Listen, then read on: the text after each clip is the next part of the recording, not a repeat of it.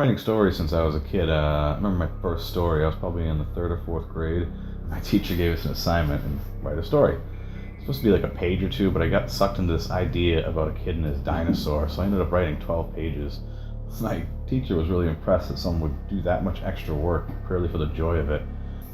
I've always been attracted to fantastic and bizarre concepts, even at a young age. I mean, I was always really into things that make you think and get the mind moving, and the stories that go beyond reality and into the reality and imagination, those are the ones that really got me.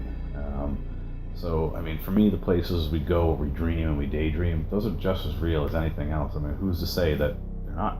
When I was 12 years old, I read the Bible, The Lord of the Rings, and the Tommyknockers all in one summer. Kind of a mixed bag of literature, right? Tommyknockers, man, that book scared the hell out of me. The green lights coming under the door and stuff. Tommyknockers, knocking at your door. I just kept coming back to it. I couldn't put it down. I'd stay up at night and I would read that book, and I'd stay up to the wee hours of the morning, and I wouldn't be able to go to bed till the sun came up. But I think that's when I started to really realize that there's a struggle going on between light and darkness that goes on basically everything we know.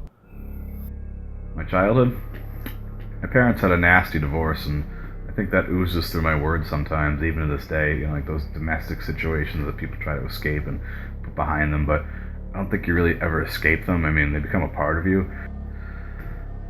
I started writing horror and sci-fi stories around that time, real like high literature, like Hatchet Harry and the Aliens of Groton. My mother was working nights, and I would stay up all night writing, and just kind of sort of going with the current. Just kind of finding myself in the initial passion. That's when I fell in love with it, because even back then I was getting into the zone. I was barely aware of what I was writing until I went back and read what I'd written. And that's when I knew I would really pursue writing. They were lonely nights, but they were exciting too because they were mine. Maybe I was theirs. Even though I got my start in fiction writing as a horror writer, I wouldn't pigeonhole myself as just a horror writer.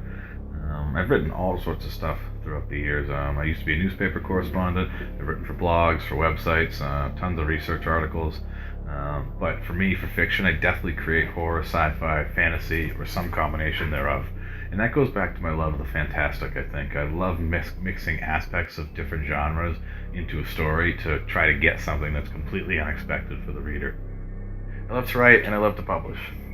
Everything in between is a hell of a lot of work, but that's the beauty of like the struggle, the creation, the reward at the end, right? It's part of who I am. If I stop, I think I'd probably lose part of my identity.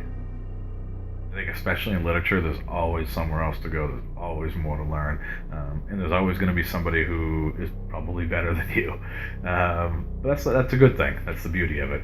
I'm fond of Hemingway's saying, because I find it so damn accurate, and we are all apprentices in a craft where no one ever becomes a master.